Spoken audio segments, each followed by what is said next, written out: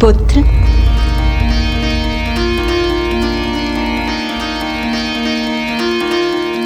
आज मैं अपने पुत्र के लिए कुछ विशेष लाई हूं।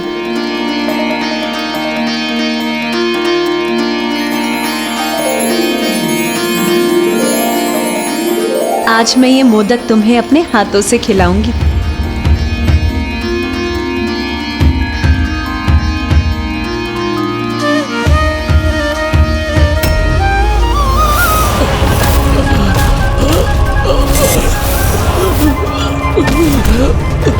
माँ, मुझे भोजन दो माँ, मुझे भूख लगी है, मुझे भोजन दो माँ।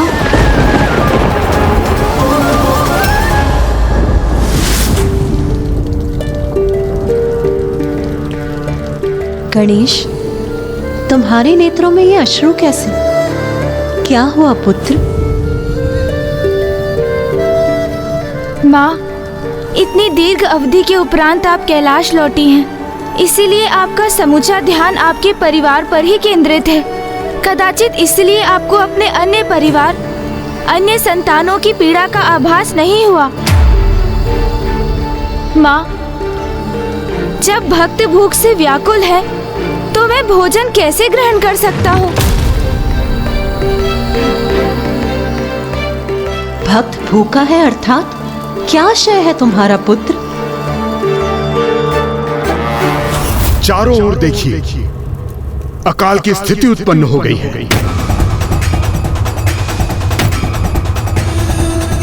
पेड़ पौधे सूख रहे हैं, लोगों में त्राही त्राही मच गई है, पीने के लिए एक बूंद पानी नहीं है।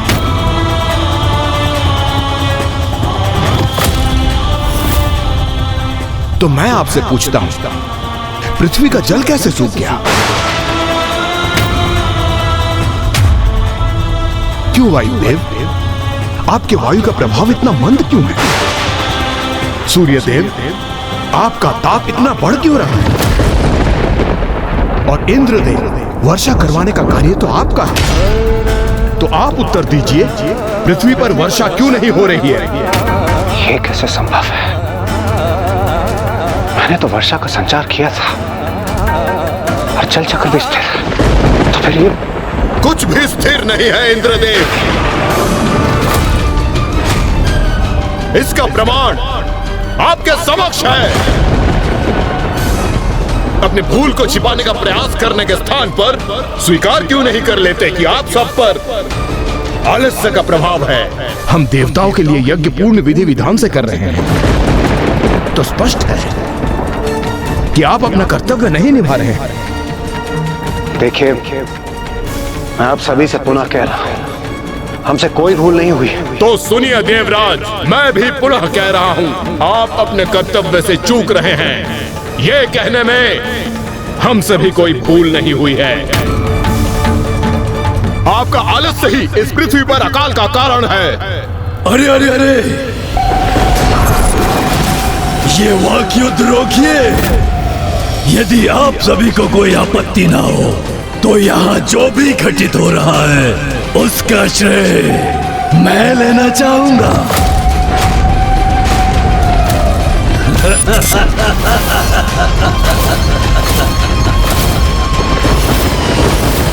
आप सभी देवता और ऋषिगण आपस में उलझे हुए हैं, किंतु सत्य तो यह है कि मैंने महाराज दुर्गमासुर के असुर तापिक ने उत्पन्न किया है सकाल को।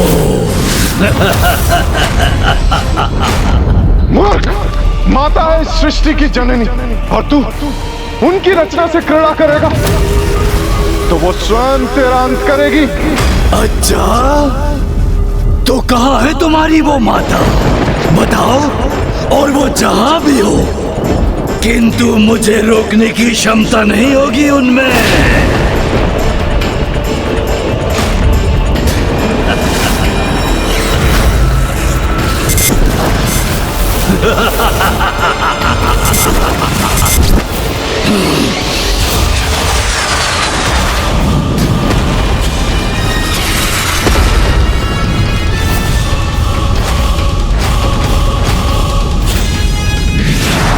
बचिए देवगणों!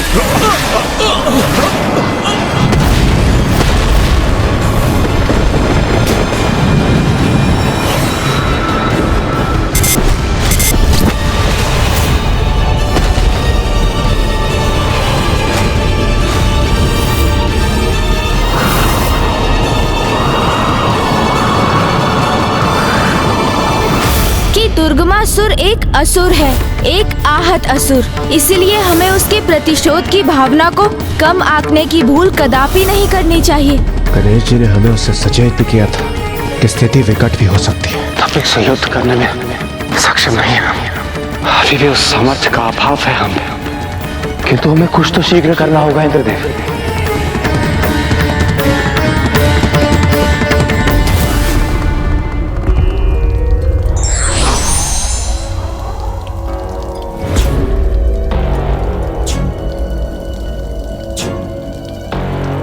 देवराज इंद्र, सूर्यदेव, आप सभी देवता यहाँ और वो भी ऐसी दुर्बलता की अवस्था में।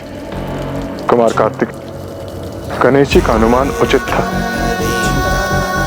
उस दुर्गमासुर ने अपनी असुरी प्रवृत्ति का परिचय एक बार पुनः दिया है। उसने पुनः हम पर और सृष्टि पर संकट उत्पन्न किया। दुर्गमासुर के असुर तापिक ने सर्वत्र अकाल उत्पन्न कर रखा है माता, जिससे सृष्टि के सभी प्राणी त्राही त्राही कर उठे। जल जीवन होता है माता, किंतु मेरा समस्त जल सूख गया है। जलहीन पृथ्वी पर समस्त प्राणी मृत्यु को प्राप्त हो रहे हैं। यदि यही अवस्था रही तो संसार प्राणियों से रिक्त हो जाएगा माता।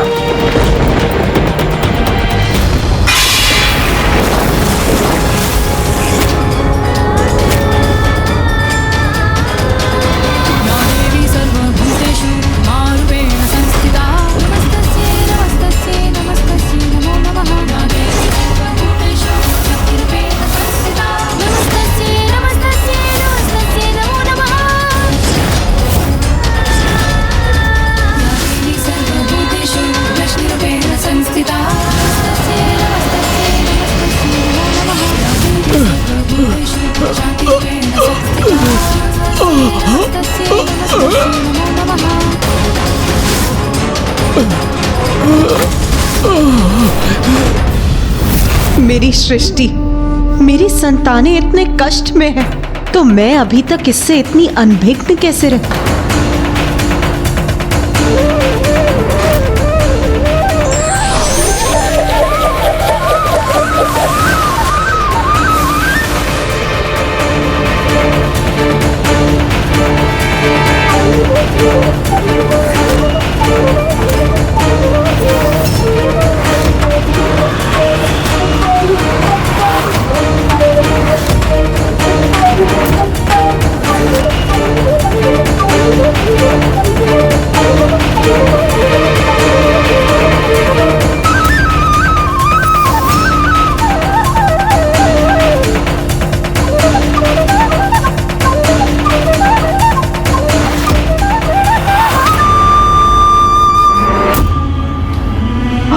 प्रभु, जल, प्रभु कृपा कीजिए, जल।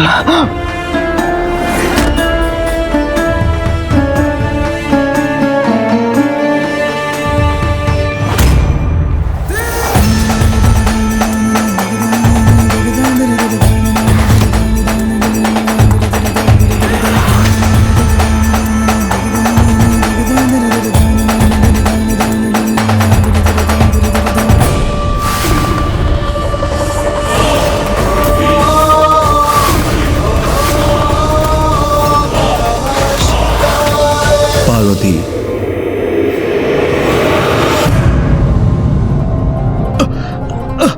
रक्षा करो माता।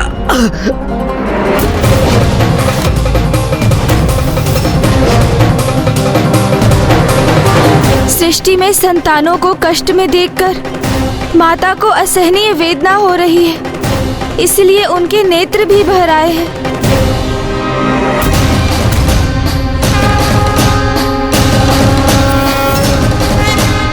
हाँ गणेश, माता के सभी नेत्रों में अश्रु छलक आए हैं।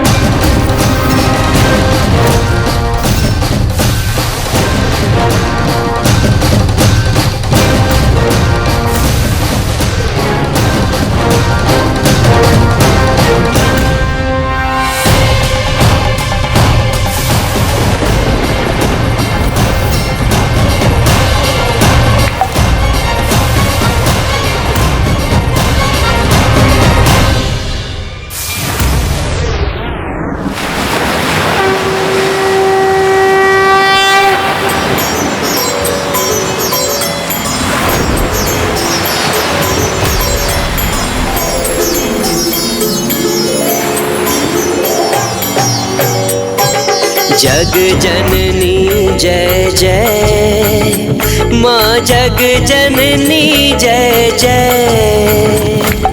भयहारिणी भवतारिणी, भयहारिणी भवतारिणी, भवभामिनी जय जय, माँ जग जननी जय जय।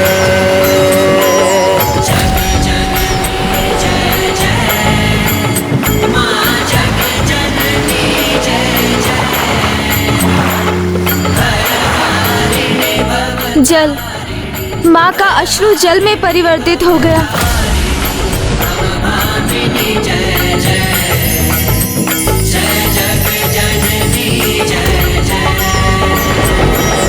तू ही सच्चित सुखमय शुद्ध ब्रह्म रूपा,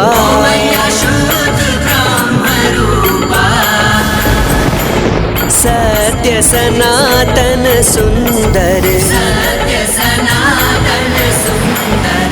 पर शिव सुर भूपा। जय जग जननी जय जय।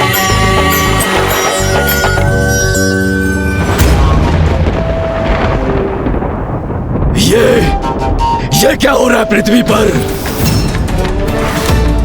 ये जलधाराएं कैसे उत्पन्न हुई? ये संसार में हरियाली फिर से कैसे छा रही है? मेरे रहते हुए किसने किया है ये? मैं ये कदापि नहीं होने दूंगा। तापिक हूं मैं, अपने ताप से सबको सुखा दूंगा। तापिक!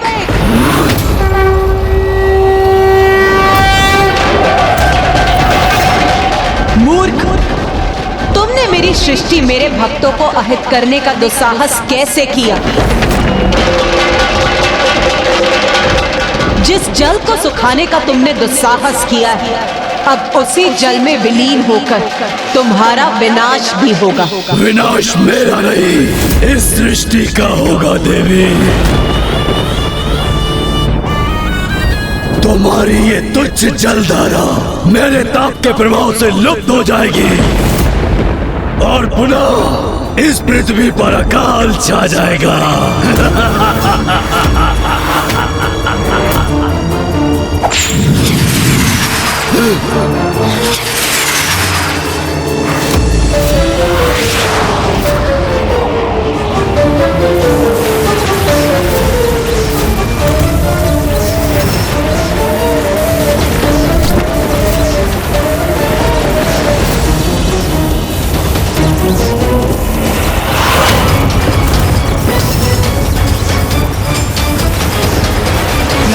सर्वभूतेषु मारूपेण संस्थिता।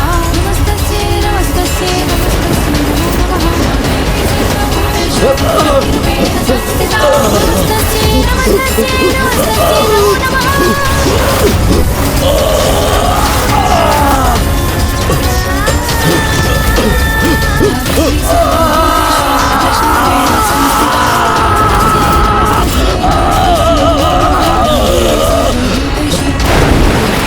ये मुझे क्या हो रहा है?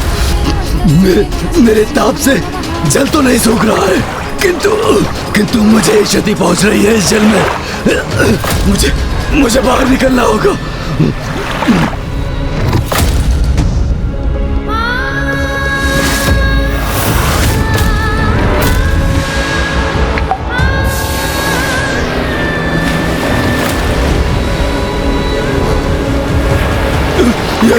ये कैसे संभव है? मेरा शरीर जल में घुलता ही जा रहा है। नहीं।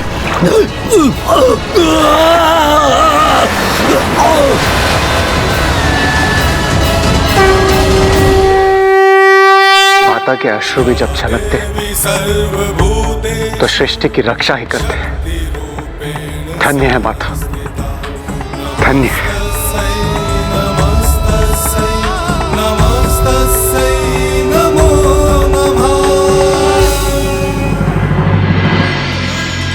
पार्वती,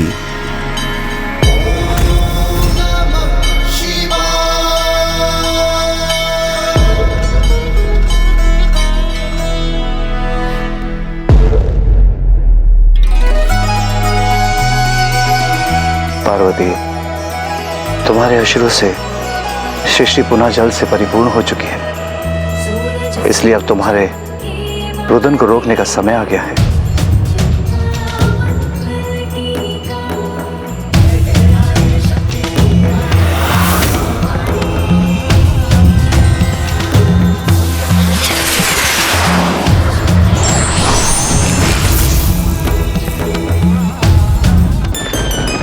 माँ, आपके अश्रु सृष्टि पर कृपा बनकर बरसे हैं। वहाँ पर पुनः जल प्रकट हुआ, वहाँ का सूखा और अकाल मिट गया। माँ, इस प्रकार आपने सृष्टि की पुनः रक्षा कर वहाँ के जीवन को संकट से मुक्त कराया। पार्वती, तुम 100 स्वरूपों में प्रकट होकर संसार की रक्षा हेतु उस पर छा गई और अपने समस्त नेत्रों से अपनी संतानों की पीड़ा को देख उस पीड़ा से द्रवित हो अपने प्रत्येक नेत्र से जो अश्रु छलकाए, उनसे समस्त संसार पुनः जल से परिपूर्ण हुआ। इसलिए तुम्हारे इस अवतार को सभी नए नाम से जानेंगे। तुम माता शताक्षी के नाम से विख्यात हो। तुम माता शताक्षी के नाम से विख्यात हो। शताक्षी अर्थात जिनके 100 नेत्र हो।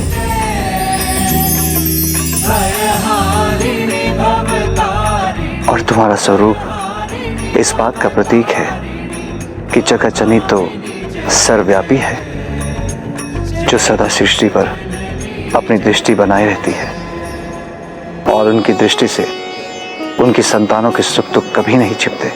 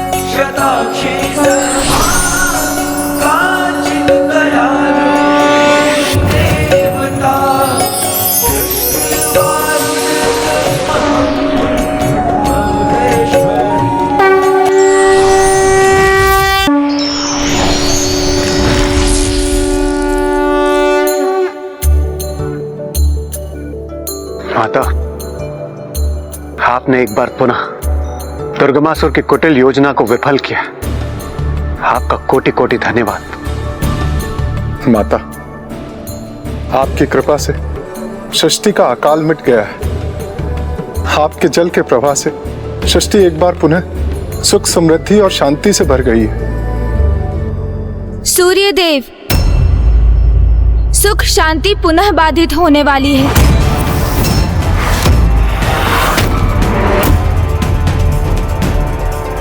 ये आप क्या कह रहे हैं प्रथम पूज्य गणेश जी? ऐसा दुस्साहस कौन कर सकता है? दुर्गमासुर, क्योंकि वो दुष्ट कदापि नहीं सुधरेगा।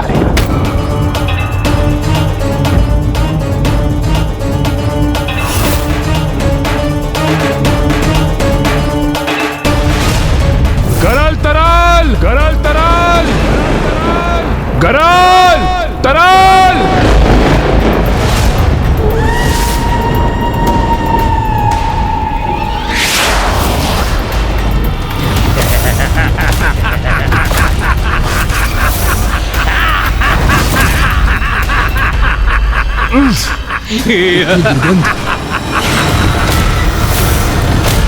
महाराज, गड़ल और दरल आपकी सेवा में उपस्थित हैं।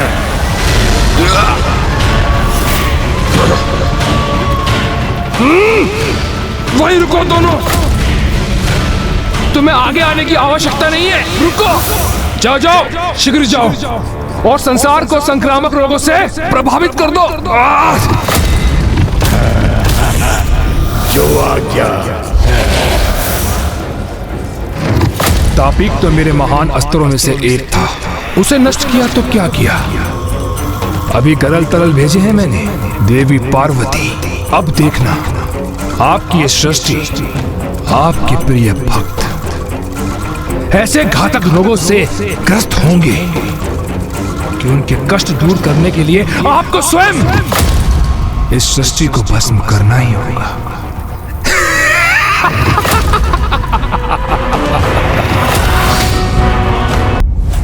पिताश्री, माता, तापिक के अंत के पश्चात वो दुष्ट दुर्गमासुर शांत नहीं रहने वाला। वो अवश्य पुनः कोई ऐसी घृणित योजना को जन्म देगा जिससे कि संसार और मानव जीवन को वो क्षति पहुंचा सके।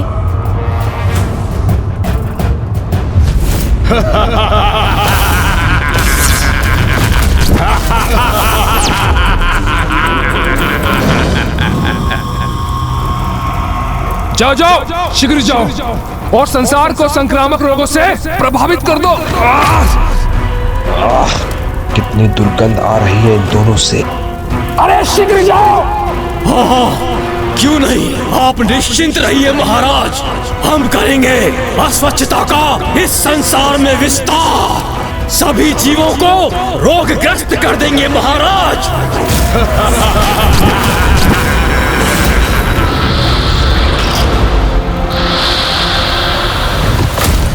जब पृथ्वी पर फैलेगी महामारी तो देवताओं पर भी पड़ेगी ये बहुत भारी।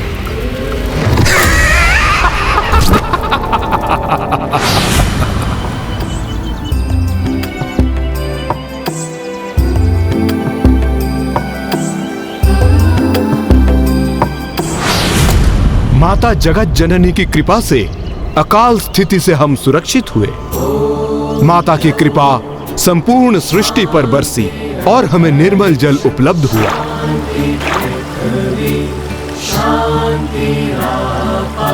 इसलिए हमें यज्ञ आरंभ करना चाहिए।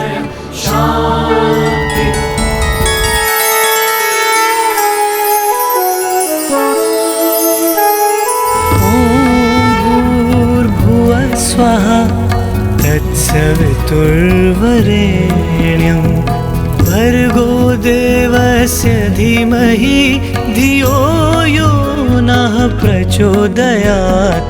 ॐ भूर्भुवः स्वः तत्सवितुर्वरेण्यं ॐ भूर्भुवः स्वः तत्सवितुर्वरेण्यं।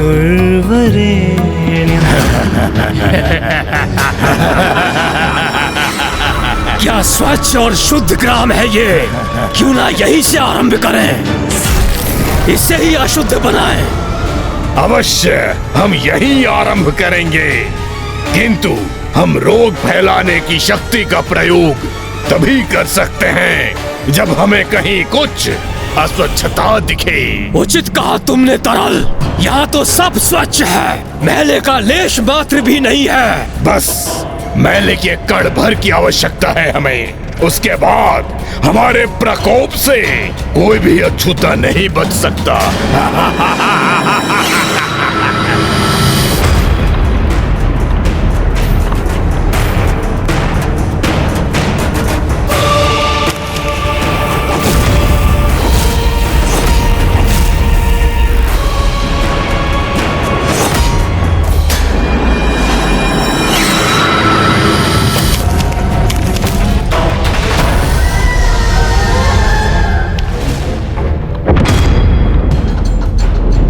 अच्छाई के मध्य बुराई कहीं न कहीं छुपी होती है, उसी प्रकार स्वच्छ जनों के मध्य कोई न कोई अस्वच्छ अवश्य होता है, जो अस्वच्छता का विस्तार करता है और अन्य सभी के लिए संकट उत्पन्न करता है। हमारे सौभाग्य से वो अब हमें मिल गया है। और उसी के माध्यम से हम पूरे ग्राम का विनाश करेंगे। क्योंकि इसने मैला फैलाकर हमारा प्रवेश द्वार खोल दिया है।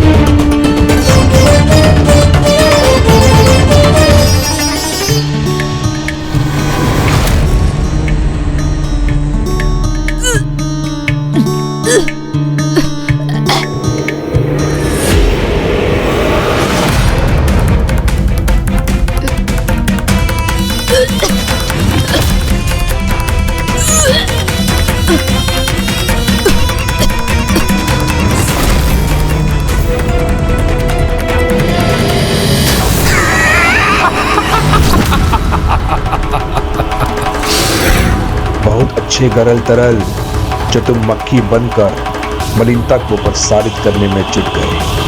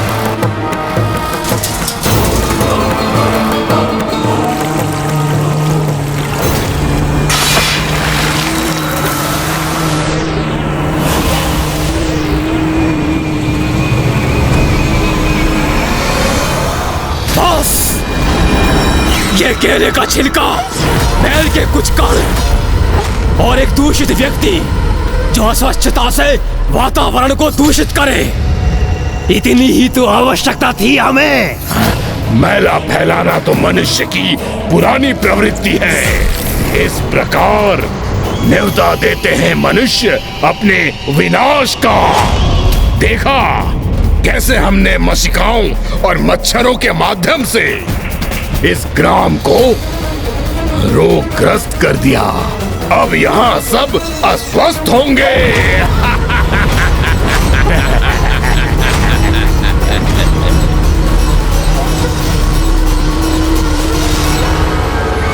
और ये जितने रोगग्रस्त होंगे उतने ही रोग फैलते जाएंगे और तब ये स्वच्छता और स्वास्थ्य के प्रति असावधान होते जाएंगे। अब ये मैला और गंदगी और रोग दूर दूर तक फैल रहे हैं। जैसे जैसे इन रोगी ग्राम वासियों का मल जैसे जैसे पृथ्वी के अंदर जाएगा, पेड़ पौधे और वनस्पतियों को विषैला कर देगा।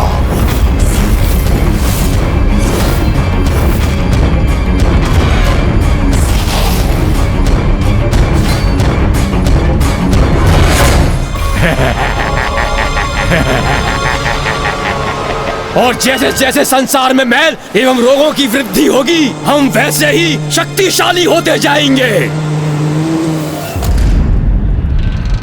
दुर्गमासुर के असुर तीव्रता से मनुष्यों को अपनी महामारी का ग्रास बना रहे हैं। ऐसी प्राण घातक महामारी में जहां सभी रोगग्रस्त हो रहे हैं, ऐसे में उनकी सहायता कौन करेगा?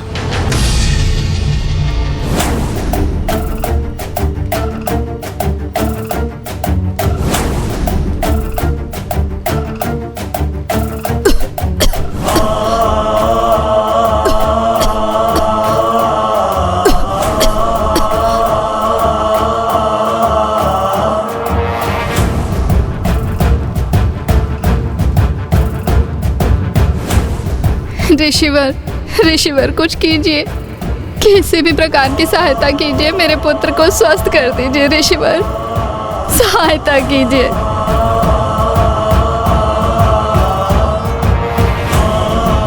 ये औषधि इस बालक को दे दीजिए।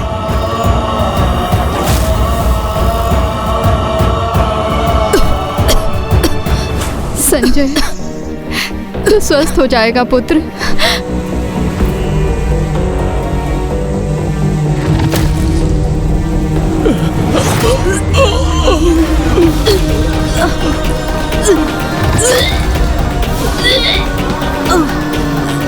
यहाँ तो महामारी का प्रकोप है, सारे ग्रामवासी रोग के चपेट में है। हाँ, हम यज्ञ करने में असमर्थ हैं, क्योंकि यहाँ का जल दूषित है, फसलें नष्ट हो रही हैं। यदि इसी प्रकार महामारी का विस्तार होता रहा तो शीघ्र ही हम नष्ट हो जाएंगे। अब तो हमारे पास माता के प्रति भक्ति और निष्ठा से की जाने वाली प्रार्थना ही शेष है।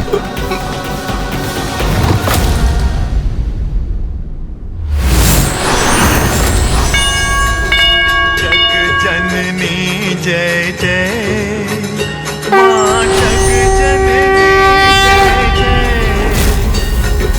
भयहारिणी भवतारिणी, भयहारिणी भवतारिणी, भवभामिनी जय जय, जय जग जननी जय जय, जय जननी जय जय, मां जग जननी जय जय,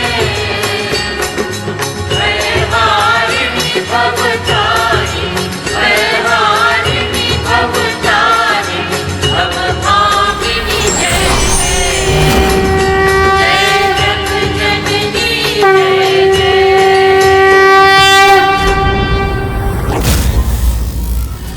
इन्हें पीड़ा में देखकर जब मुझे ही इतनी पीड़ा हो रही है तो माता को अपनी संतानों को कष्ट में देख कितना दुख हो रहा होगा, किंतु माता कुछ कर क्यों नहीं रही? तो क्या माँ इनकी पीड़ा से अनभिज्ञ है? कितनी भी प्रार्थना कर लो तुम, किंतु हमारे रोगों से तुम्हारी रक्षा कोई नहीं कर सकता। माता, प्रथम पूज्य गणेश जी ने उचित कहा था। दुर्गमासुर ने एक बार पुनः अपनी नीचता और कुटिलता का परिचय दिया है। माता, दुर्गमासुर के असुर तरल और गरल ने बहुत विनाश कर दिया। स्थिति बहुत गंभीर हो गई है माता। क्षमा कीजिएगा माँ, किंतु गरल और तरल दुर्ग अवधि से अपनी कुटिल योजना को पूर्ण कर रहे हैं। जगत जननी है आप, आपसे तो कुछ भी नहीं छिपा है माँ, तो आपने हस्तक्षेप क्यों नहीं किया माँ?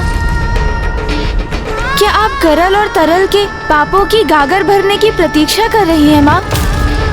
किंतु वो तो कब का हो चुका है माँ। उनके पापों की गागर तो कब से भर चुकी है, और अब तो उनके पाप छलकने भी लगे। आपके भक्त आपसे गुहार लगा रहे हैं माँ। अब शीघ्र ही आप कुछ कीजिए, गरल और तरल से इस संसार की रक्षा कीजिए माँ।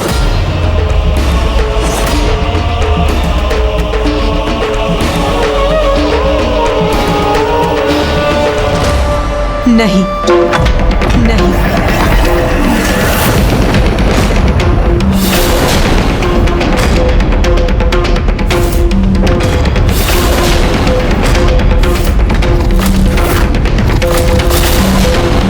किंतु माँ,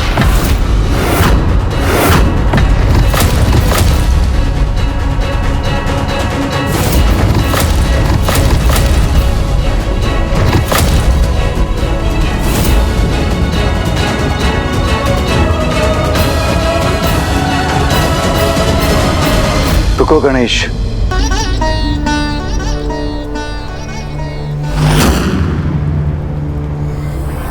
पिताश्री, ये माँ को क्या हुआ? जो माँ पार्वती अपने भक्तों के कष्टों को देखकर पीड़ा से रुदन करने लगी थी, आज उन पर ही अपने भक्तों की पीड़ा का कोई प्रभाव नहीं हो रहा है पिताश्री। हाँ पिताश्री, और ऐसा प्रतीत हो रहा है जैसे माँ बहुत क्रोधित हैं।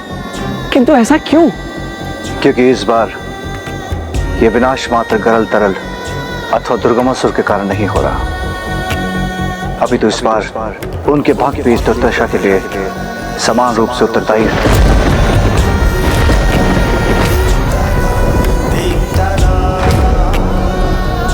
वो कैसे पिताश्री? भगवान भी उन्हीं की सहायता करते हैं जो अपनी सहायता करते हैं। सत्य ये है कि करण और तरल अपनी योजना को क्रियान्वित करने में समर्थ हुए। एक ग्रामवासी दोबारा फैलाए मेले के कारण।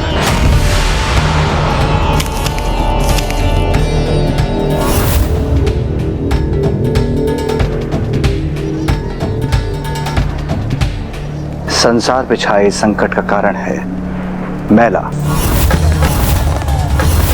मैला फैलाकर जो अस्वच्छता का विस्तार करते हैं उनके लिए ईश्वर भी कुछ नहीं कर सकते। जहां ज्येष्ठा का वास होता है वहीं अधर्म और तामसिक प्रवृत्तियों का बोलबाला होता है।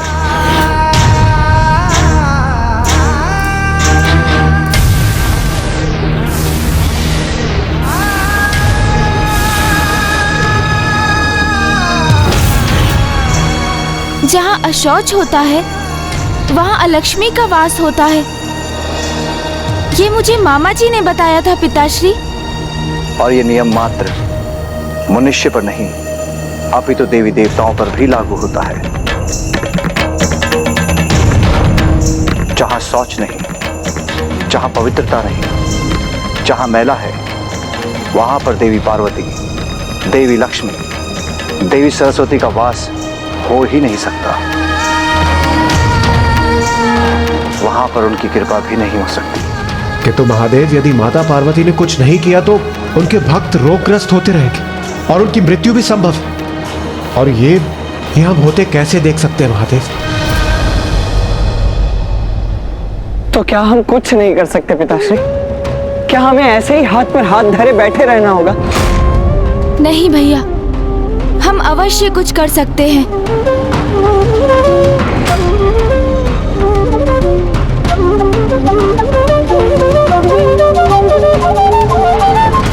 पिताश्री के शब्दों में ही हमारी समस्या का समाधान है। उन्होंने कहा, जो अपनी सहायता करते हैं ईश्वर भी उन्हीं की ही सहायता कर सकते हैं। इसलिए माता से सहायता प्राप्त करने हेतु हमें ही कुछ प्रयास कर सर्वप्रथम पृथ्वीवासियों को स्वयं अपनी सहायता करने के लिए प्रेरित करना होगा।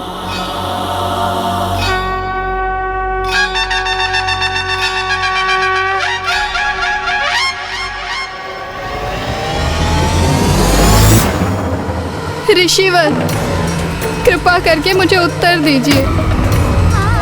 क्या हम सब लोग निराश हो जाएं?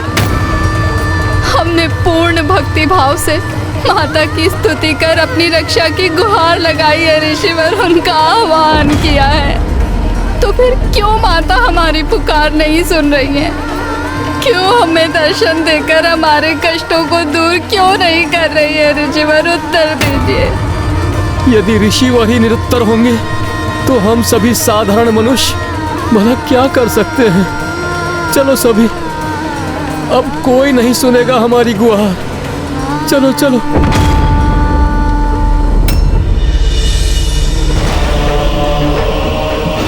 हमने तो ग्रामवासियों की सुख समृद्धि के लिए यज्ञ आरंभ करवाया था, फिर भी गांव वासियों की ऐसी दुर्दशा और माता तक हमारी प्रार्थना नहीं पहुंच रही है। तो क्या हमसे ही कोई भूल हुई है? बहुत बड़ी भूल हुई है आपसे।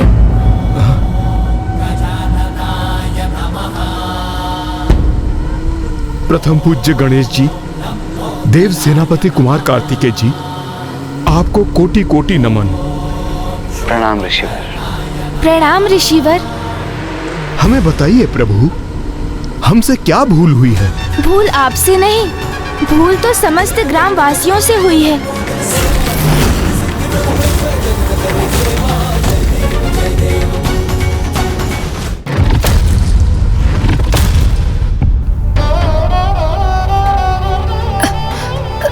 माँ।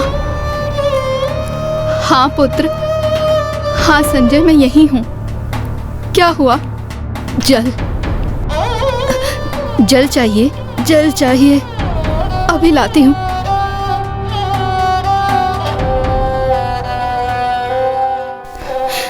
जल जल तो नहीं है। पुत्र, क्षण भर प्रतीक्षा करो, मैं अभी कुएं से जल भरकर लाती हूँ। हाँ।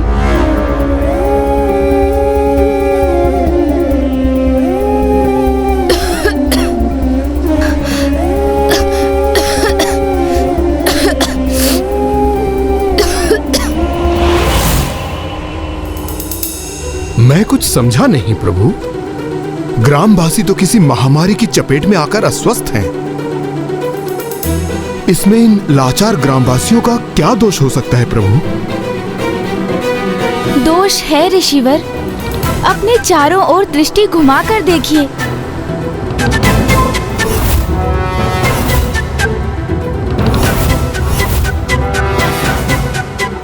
कैसी अशौच की अवस्था है यहाँ पर।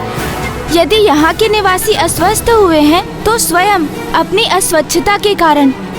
आप सभी माता का आवाहन तो कर रहे हैं, किंतु स्वयं सोचकर देखिए, जहाँ स्वच्छता नहीं है वहाँ माता का वास कैसे हो सकता है? माता की कृपा संभव कैसे है? तो आप ही हमारा कोई मार्गदर्शन कीजिए प्रभु। हम करें तो करें क्या?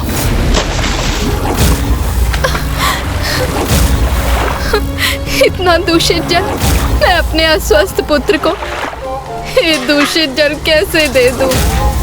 कृपा करके कुछ तो उपाय बताएं माता। माँ की कृपा तो तभी होगी जब ये स्थान स्वच्छ होगा, अर्थात यहाँ के निवासियों को स्वच्छता के प्रति जागृत करने की आवश्यकता है और हम वही करने आए हैं यहाँ।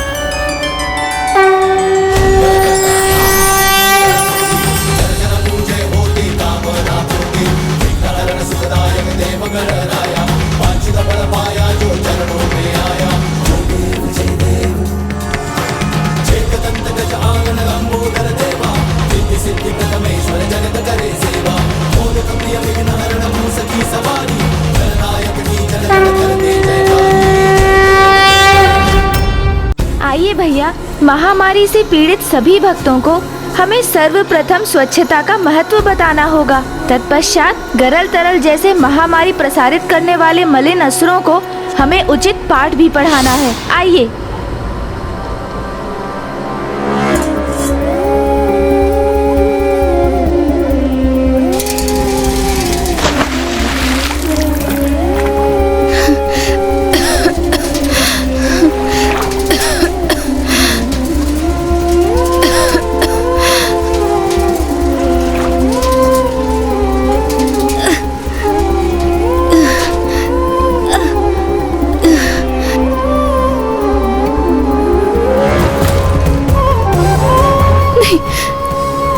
दूषित जल, इतना दूषित जल मैं अपने अस्वस्थ पुत्र को ये दूषित जल कैसे दे दूं? अब कहाँ से स्वच्छ निर्मल जल लाऊं मैं? मेरा पुत्र प्यासा है। हम ऐसे में तो वो प्राण त्याग देगा। मेरे जीवन का भी कोई अर्थ नहीं रहेगा। सब नष्ट हो गया, सब नष्ट हो गया। नहीं, नहीं, मेरा पुत्र, मेरा पुत्र, मेरा पुत्र मेरे समक्ष। ये मैं कदापि सहन नहीं कर सकती। इससे तो अच्छा उचित होगा कि मैं स्वयं अपने प्राण त्याग दूं।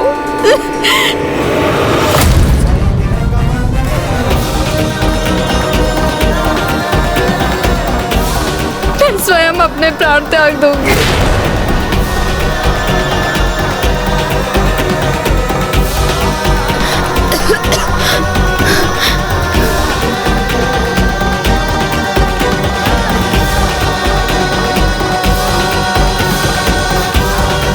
रुकिए, रुकिए,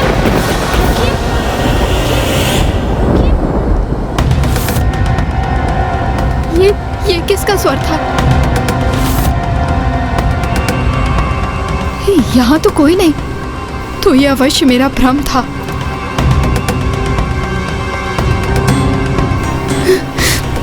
भैया, समस्या बड़ी हो अथवा छोटी, हमें निराश नहीं होना चाहिए, क्योंकि प्रत्येक समस्या का कोई ना कोई समाधान अवश्य होता है। कौन है ये?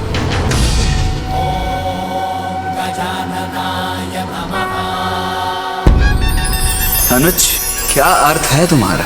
यही भैया कि जीवन में कभी कभी ऐसी समस्याएं आ जाती हैं कि हमें उसके समाधान का मार्ग ही नहीं सूझता और हम हताशा के सागर में डूब जाते हैं। किंतु सत्य तो ये है कि विकट समस्या के समाधान का उपाय भी अवश्य होता है। कोई भी कभी निरुपाय नहीं होता भैया। उचित मार्ग कठिनाइयों से भरा हो सकता है, किंतु उन्हीं कठिनाई के मध्य समाधान भी मिलता है।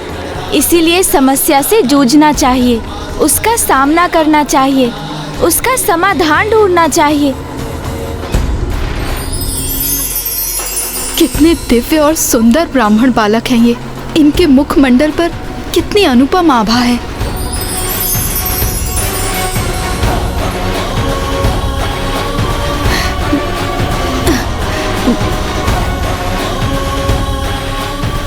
कौन हैं आप दोनों?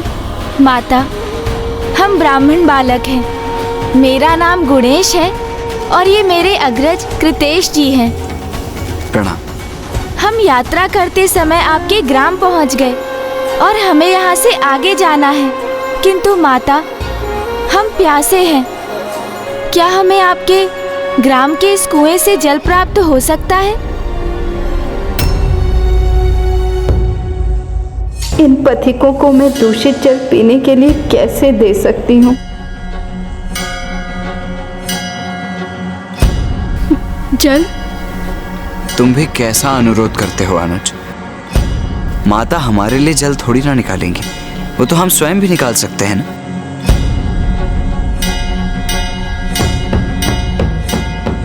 हाँ भैया, आपने सर्वथा उचित कहा।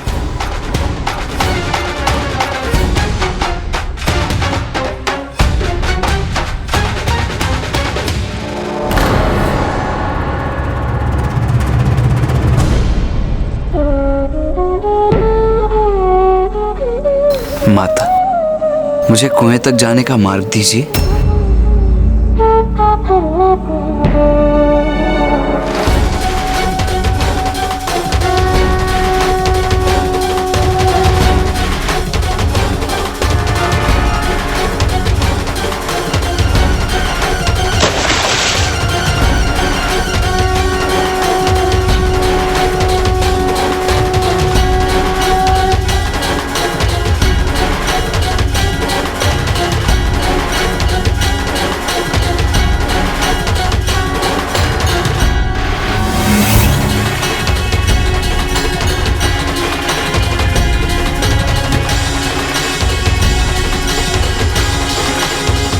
नहीं,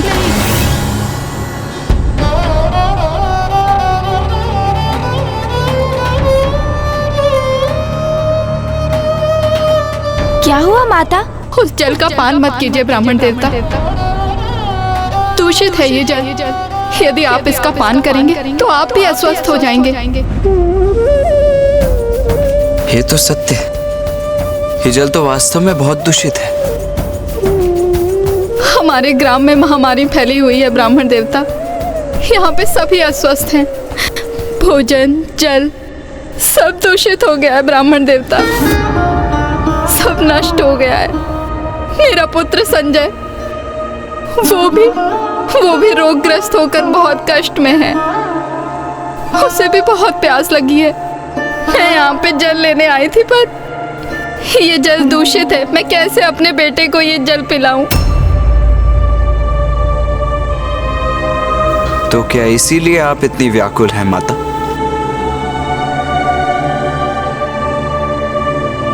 किंतु इसमें इतना विचलित होने की कोई आवश्यकता नहीं। जब कुछ मैला हो जाता है तो आप क्या करती हैं माता? उसे स्वच्छ करती है ना? तो उसी प्रकार यदि ये जल दूषित है तो इसे भी निर्मल बना लीजिए। निर्मल बना लो? किंतु कैसे? माता, आप एक कुशल गृहिणी हैं और अपने गृह की देखरेख कैसे करनी है ये आपको ज्ञात है और इस प्रश्न का उत्तर आप स्वयं दे सकती हैं। किंतु अस्वस्थ होने के कारण आपकी बुद्धि ये उपाय नहीं सुझा रही है। अच्छा ये बताइए माता कि आप अपने पुत्र संजय के लिए जल को किस प्रकार तैयार कर सकती हैं?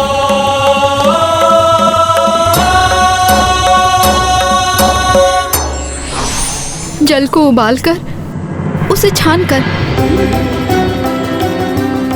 अरे हाँ, समाधान तो स्पष्ट है। मैं जल को उबालकर उसे छान लूंगी तो जल मैले और रोग फैलाने वाले कीटाणुओं से मुक्त हो जाएगा।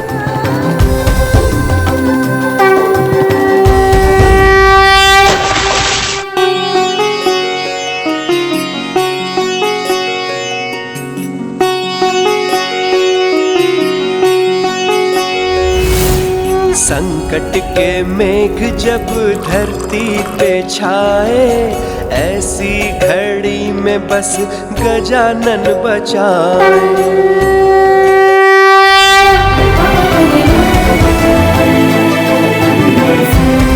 लो पुत्र, मैं तुम्हारे लिए जल लेकर आई हूँ।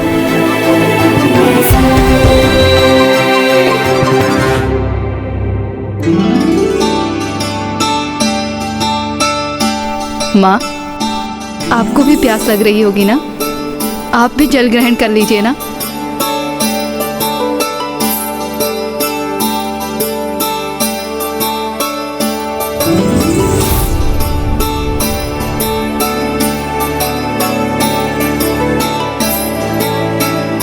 ब्राह्मण देवता, आज आप दोनों के कारण ही मैं अपने पुत्र को जल दे पाई हूँ। मैं आपका धन्यवाद कैसे करूँ?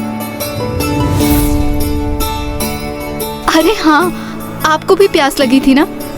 मैं अभी आपके लिए जल उबाल कर लेकर आती हूँ। नहीं माता, हम तो जल बाद में ग्रहण कर लेंगे, किंतु आपके पड़ोसी भी अस्वस्थ हैं तो हमसे पूर्व उन्हें जल की आवश्यकता है।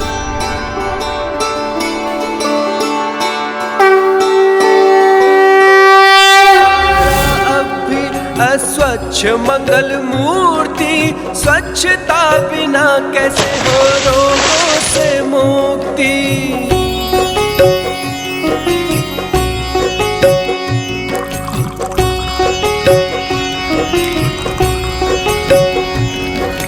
जल को भी दूषित होने से बचाया, शुद्ध जल को देखो है जन जन ने पाया।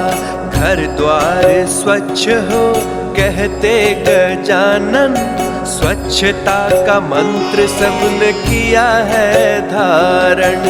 काया संग नगर ग्राम कर रहे हैं निर्मल, मिल रहा सबको है अद्भुत सबल। काया कल्प देख कर सब है अचंभित, सबको कुशल देख गजानन विपुलकित। आपके समझाने पर सभी ग्रामवासी एक दूसरे को स्वच्छ जल प्रदान करके उनकी सहायता कर रहे हैं और पुनः स्वस्थ हो रहे हैं। ऋषिवर, स्वच्छता के लिए तो एक सामूहिक प्रयत्न की आवश्यकता होती है। आप स्वयं के गृह को स्वच्छ रखें, किंतु यदि आप अपने पड़ोसी के गृह के समक्ष मैला फेंक दें तो उससे उत्पन्न होने वाले रोग आपके गृह में भी तो प्रवेश करेंगे। इन ग्रामवासियों को मात्र इतना ही समझने की आवश्यकता है।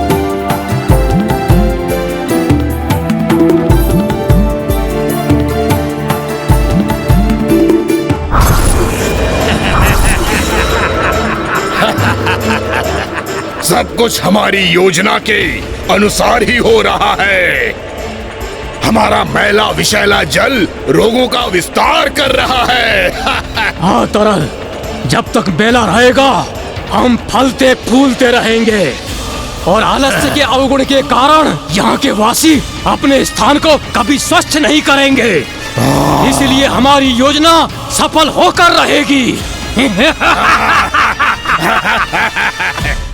ब्राह्मण देवता, आप दोनों हमारे ग्राम में एक वरदान के जैसे आए हैं।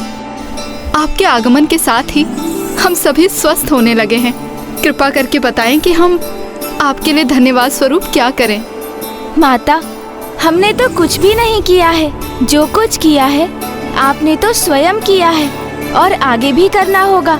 हम तो मात्र यहाँ पर आपका मार्गदर्शन करने आए हैं। स्वच्छता एक दैविक गुण है और आपका ये ग्राम दैविक प्रभावों से इसीलिए रिक्त है क्योंकि यहाँ स्वच्छता का अभाव है। अस्वच्छता से रोगों का विस्तार होता है। आप स्वयं अपने नेत्रों से देख लीजिए इस ग्राम में स्वच्छता की क्या स्थिति है। तो आप सब रोगों से मुक्त कैसे रहेंगे?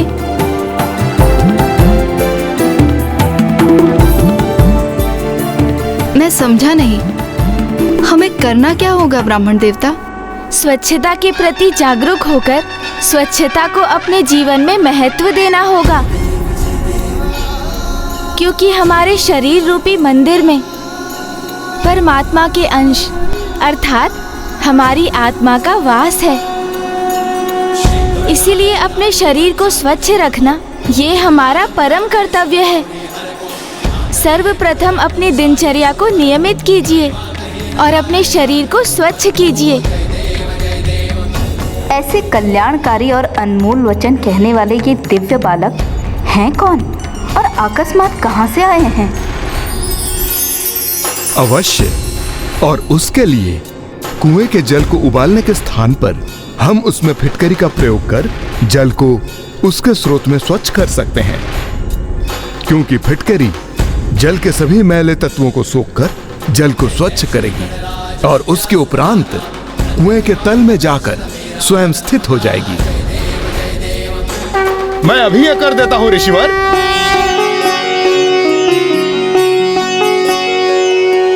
संकट के मेघ जब धरती पे छाए, ऐसी घड़ी में बस गजानन बचाए।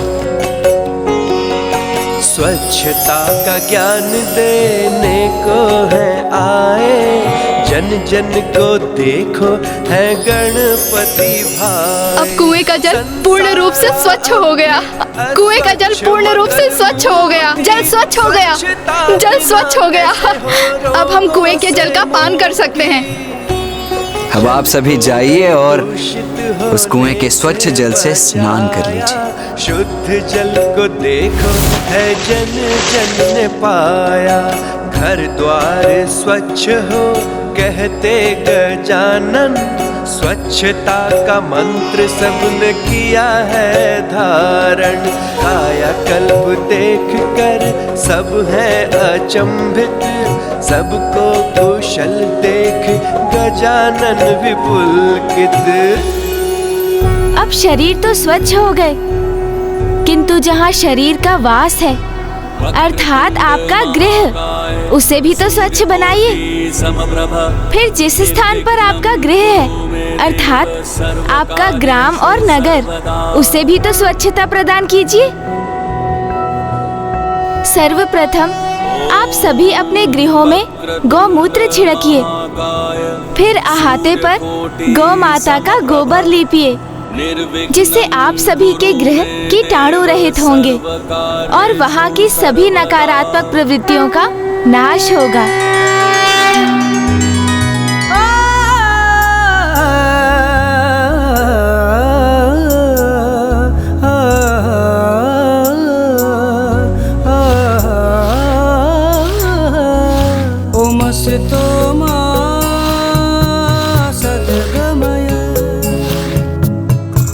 सोमा ज्योतिर्गमया मृत्युर्मा मृतंगमया। ओम शांति। हमारे पास तो तनिक भी गौमूत्र शेष नहीं रहा।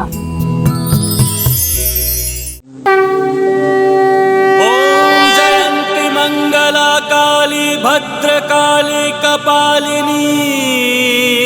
जानकी, दुर्गा क्षमा शिवा धात्री स्वाहा स्वधा नमोस्तुते।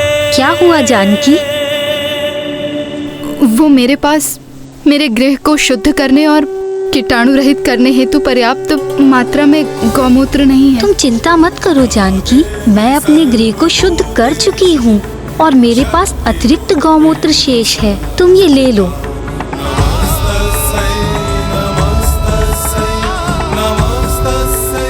बहुत बहुत धन्यवाद।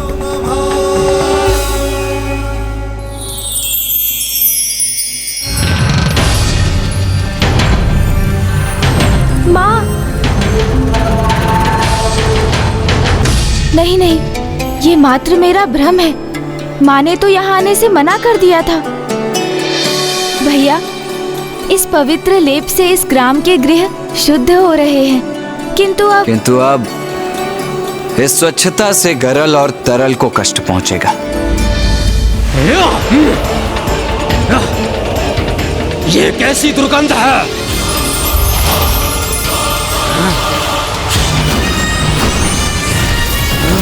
अरे ये क्या? ये स्थान स्वतः ही स्वच्छ कैसे हो रहा? ये स्वच्छता हमारा श्वास लेना भी दूभर कर रही है। अस्वस्थ हो रहे हैं हम।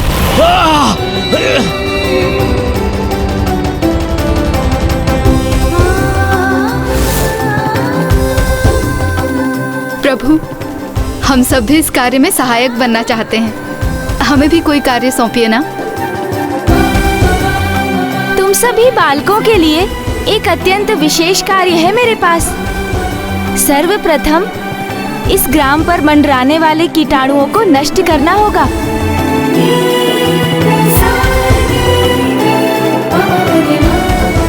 किंतु हम इन कीटाणुओं को नष्ट कैसे करेंगे? चिंता मत करो, उसका भी उपाय है मेरे पास। तुम सब जाओ और गोबर के उपले लेकर आओ।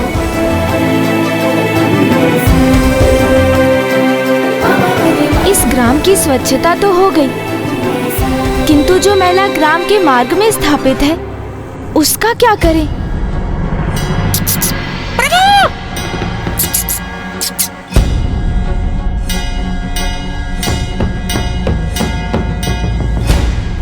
प्रभु, आपकी अनुमति हो तो उसका उपाय मैं कर दूं प्रभु। उचित है मूषक जी।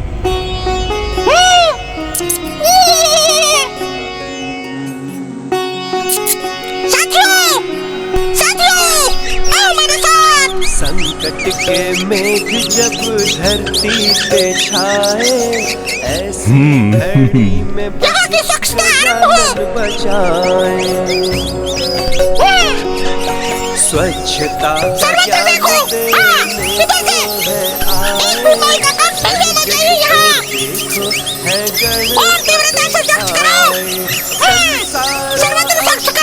अस्वच्छ मंगल मूर्ति, स्वच्छता बिना कैसे हो रोगों से मुक्ति। ब्राह्मण देवता, आपके कथनानुसार हमने अपने गृह गोमूत्र और गोबर से शुद्ध कर लिए हैं।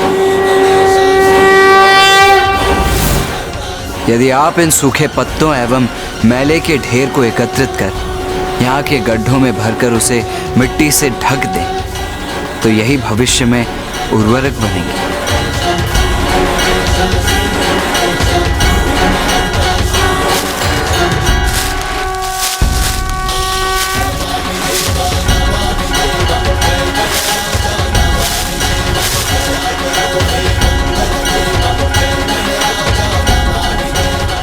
कल संक्रांति का पर्व है और संक्रांति से एक दिवस पूर्व एक बड़ी अग्नि प्रज्वलित कर वातावरण को शुद्ध किया जाता है, समस्त नकारात्मकता को दूर किया जाता है।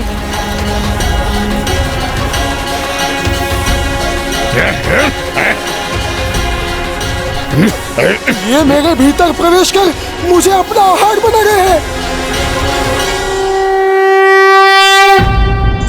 व्यक्ति के लिए स्वच्छता नियम नहीं बल्कि अनिवार्यता होनी चाहिए, क्योंकि जहाँ स्वच्छता होती है वहीं ईश्वर का वास होता है।